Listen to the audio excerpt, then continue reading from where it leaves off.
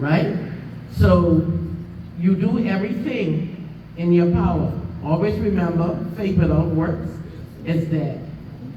All right, so we have to not look at it as a point of that we failed, but look at it as a point, as a part of the process. And also, yes, okay, you have a mic. Go ahead. And also, you may be the one praying. You may be the one having the faith and believing that God is going to fix this.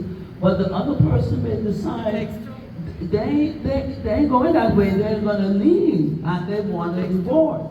And so you can, I think it was Paul who said, if they want to go, let them. Go ahead. Yes, I'm not married, but I grew up in the church, and most of my family members, I've seen lots of them were forced to get married by other family members. And we've all seen this, where boy A decides to marry boy lady, and boy A, one of our decided to boy marry lady B, and they were forced to get married through their siblings and their family. Right? And they didn't really want a married person, but they were forced to get married. And later on in life, then they separate or they get divorced because they realized that they weren't supposed to be together. But because of their family, because of the church, they were forced to get married when they were like 17, 18, 19, 20. And 10 years later, then they get divorced or they get separated. And I've grown up in that. I've seen my family go through that, lots of that pain. And we all knew some persons weren't supposed to get married. Yeah. Reality. Some persons, and they realized it 15, 20 years later that they weren't supposed to get married because they didn't really love each other and they were forced to get married, like I said, because of the church or their family or whatever reason. And so I'm saying to this, you know, when you're going to get married, it has to be someone you love, someone you care about, someone you can spend time with, and someone you can respect. And this goes back to like I have a question for Dr. Fox about the guilt. The guilt of when you marry a person, but later on, years later, then you realize that this is not the person that you're really supposed to get married to. And that's the question that Dr. Fox is, what about the guilt of wanting to leave this marriage because you realize that this is not the person I was supposed to get married to, so you realize that I'm either going to divorce her or we're going to get separated.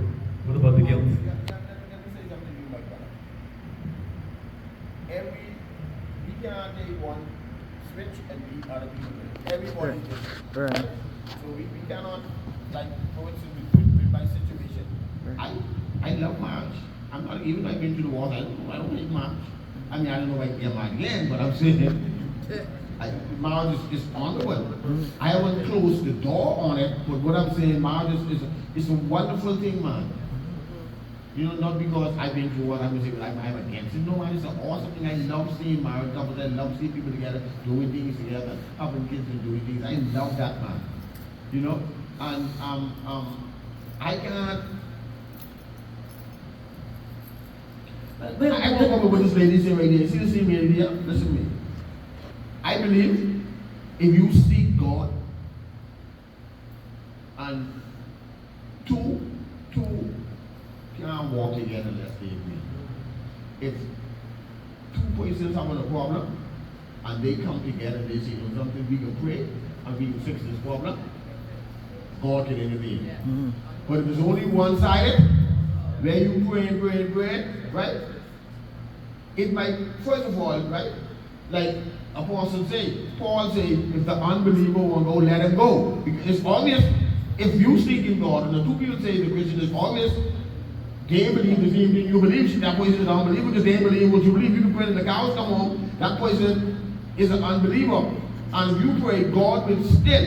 I did that, I fasted, I prayed, and it still happened, but guess what? But it's all of that, God had a perfect plan for me. My prayer drew me and put me on a whole different level I never even know existed. And I don't think my wife should have been together in the first place. Let me tell you that. That's all I'm saying. Oh boy, this is very interesting. And I'm gonna close on that. I always say. Yes, you could have your seat. And we have a little thing. I side note, we have a little thing